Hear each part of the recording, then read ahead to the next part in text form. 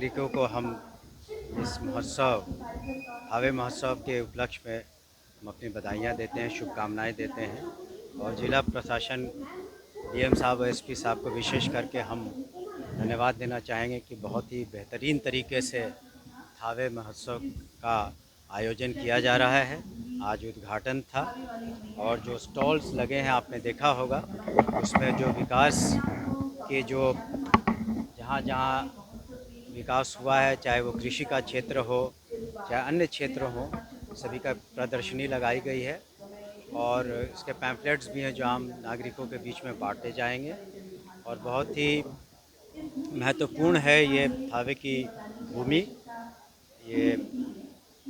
और हम समझते हैं जो कलाकार बुलाए गए हैं, जो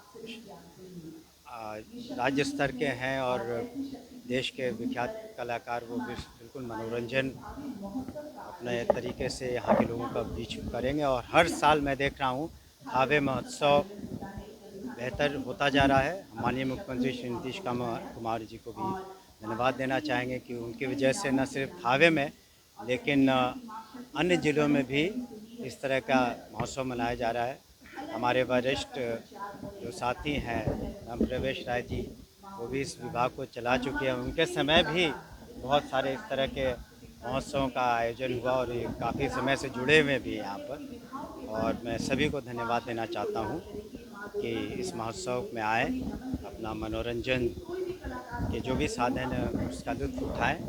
और हम उम्मीद करते हैं कि हर साल उत्तरोत्तर इसमें वृद्धि होगी। सबसे पहले तो जो भी देख रहे हैं मुझे, मैं सभी को प्रणाम करती हूँ और थावे मैया की इस धरती को प्रणाम करती हूँ। हम लोगों के लिए बहुत गर्व की बात है कि आज इस ऐतिहासिक कार्यक्रम में, ऐतिहासिक कवि सम्मेलन में हमारी सहभागिता रहेगी।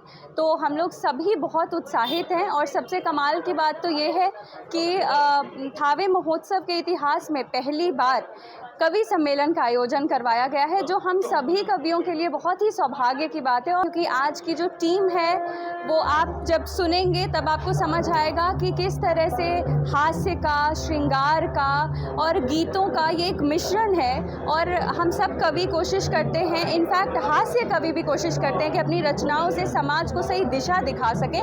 तो हमारी हर कविता में एक संदेश है, समाज को सही राह दिखाने का एक संदेश है, जो आप सब सुनेंगे आपको समझ आएगा। और हमारी यही कोशिश रहती है और रहेगी कि हम समाज को सही दिशा दिखा सकें और खुद भी उस पर चल सकें।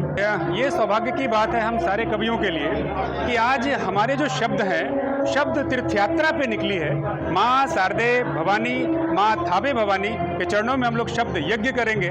इससे ज़्यादा सौभाग्यशाली किसी भी कवियों के लिए, किसी भी कविता के लिए यह सौभाग्य का विषय है कि हम माँ थावे के चरणों में कुछ शब्द अर्पित करेंगे। और मैं हमेशा से कहता रहा हूँ कि कविता जो है भाव के अभाव को दूर करती है। तो आजकल मशीनी युग में जब लोग मशीन बनते जा रहे हैं, मानव जब मशीन बन रहा है, तो वहाँ कविता जो है उस मानव को मशीन बनने से रोकने का काम करता है या फिर करती है कविता। और जो लोग मशीन बन गए उनमें पुनः भाव लाती है कविता। तो इसी उद्देश्य से और सबसे बड़ी बात है कि जिला प्रशासन और पर्यटन विभाग को मैं धन्यवाद ज्ञापित करना चाहता हूं कि उन्होंने इस थावे महोत्सव में पहली बार कवि सम्मेलन का आयोजन किया है। और इस टीम के साथ उन्होंने देश के कुछ चुनिंदे कवियों को बुलाया है कि आप तक ये बात पहुंचे कि कविता क्या होती है।